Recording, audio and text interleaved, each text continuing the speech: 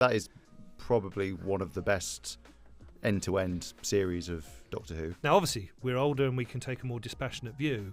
I think it was probably Tennant that really cracked it, but there you go.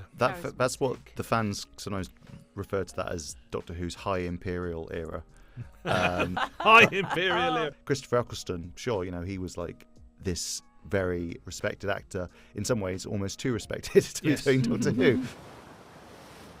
I know these teeth.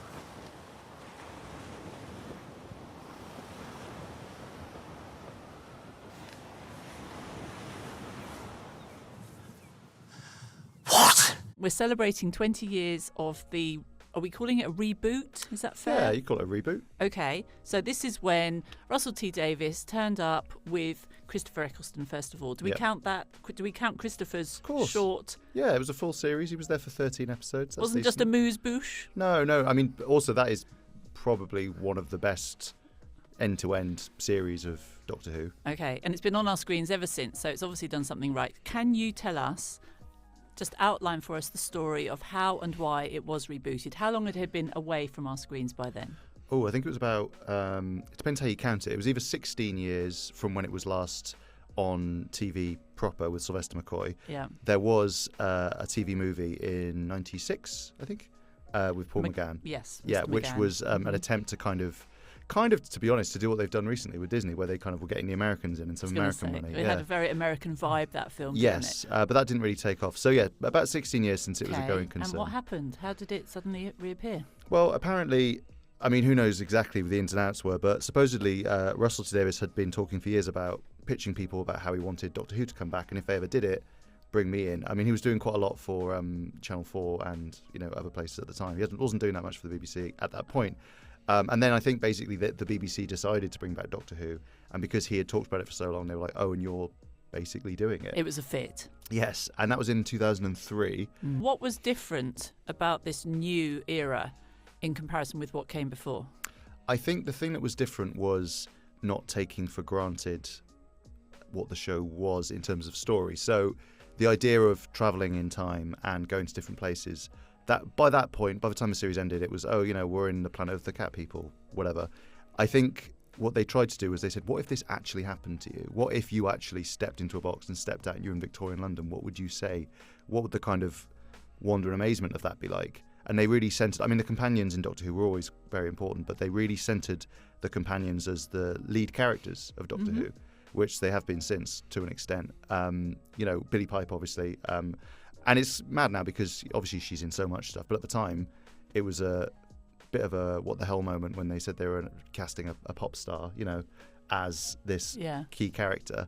Christopher Eccleston, sure, he was like this very respected actor. In some ways, almost too respected to be doing Doctor Who. But I think Billie was so good in that role and brought a lot of warmth and humanity to that character.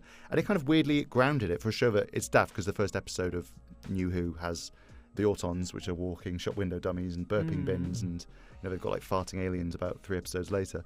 But I think they made it feel more modern, more grounded, and kind of more like something that people could relate to. So it built a bridge between the sci-fi world of old Doctor Who and something a bit more just intrinsic to humanity, and what a non-sci-fi fan like myself would find something to enjoy and latch onto. Exactly, yeah. I think it was keeping what was good about Doctor Who and getting rid of some of what was maybe a barrier to people. Who's been the most successful of the new Doctors, in your humble opinion? That's an interesting question. I mean, it kind of depends how you define it. I think it would probably be between David Tennant and Matt Smith in terms of, well, Matt Smith was in the role probably when it had its biggest international kind of awareness. And obviously, they had the 50th anniversary of the whole show in 2013, and he was around for that. And that was probably the high point in terms of going everywhere and people being interested in it. That said, I think within the UK, David Tennant was probably bigger and more successful. And as evidence, when he came back in 2023, the ratings jumped up to higher than they've been in quite a while. Interesting. So I think it would be a toss-up between those two. Okay.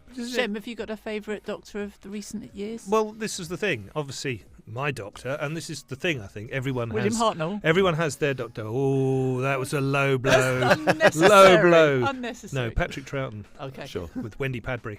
Anyway, let's not go there. And so when this was rebooted, for the want of a better word, I sat down with my third eldest child. She was about 8 years old at the time, perfect age for Doctor Who. And I could see straight off that it was working because she was so engaged with it. And it's kind of, I mean, I was listening to something earlier today where it's saying that the only way you can really capture your youth is by listening to the music of the time. And I think also by watching the television of the time. And actually it created some of that for me. So I thought, well, he's on to something there. The second one, my youngest child then came along and was the right age for Matt Smith. Right. If you start that argument in my house about which one is, they will almost come to blows. I mean, it is that visceral in them, which is the best Doctor, without a doubt. And they will argue that to the cows come home. So I think it's which one you grew up with that is the thing that really... Now, obviously, we're older and we can take a more dispassionate view. I think it was probably Tennant that really cracked it, but there you go.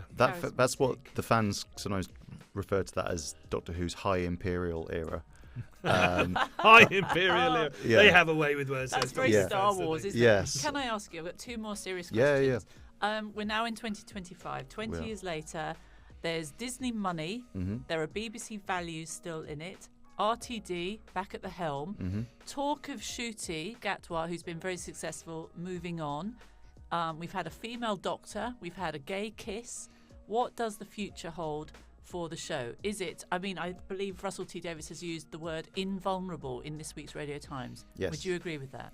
I think in some form. I mean, it's hard to know exactly what the future holds. On a practical point, this new series is what has been commissioned with the partnership with Disney. And beyond that, they haven't recommissioned it yet. That doesn't mean they're not going to, but they haven't.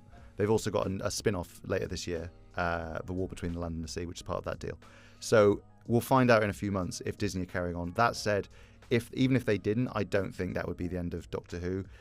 It makes a lot of money for the BBC. It has this really engaged viewership, even if it's not necessarily getting as high ratings on mainstream TV as it normally does. I mean, we have these incredible iPlayer stats off them for last year. It was across all their different Doctor Who stuff, so classic, New Who, the spin-offs, 70 million hours watched last year alone, which is a lot. It's one of the most watched things on BBC iPlayer.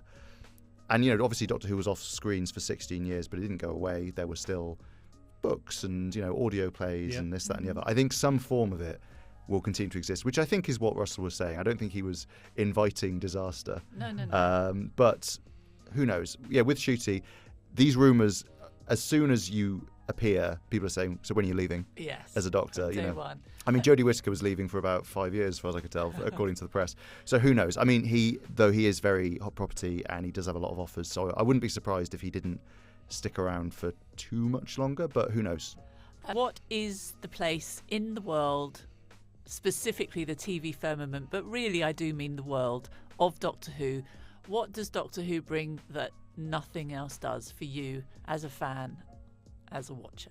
This is the sort of thing that I should have prepared beforehand, but I'll try and come up with something. Go on. I think the thing that's unique about Doctor Who is its uniqueness in that every episode is different, especially in this modern version. Every episode is a new world, a new time, a new place, new cast, you know, different people. And as the show goes on, the main cast change and it regenerates literally within the story and outside of it. And the reason it's able to last 20 years and 62 years and however much longer is because it's not built around any one person. It's built around ideas and it's built around, I don't know, a sense of innovation. But it just keeps moving and that's why it survives, I think.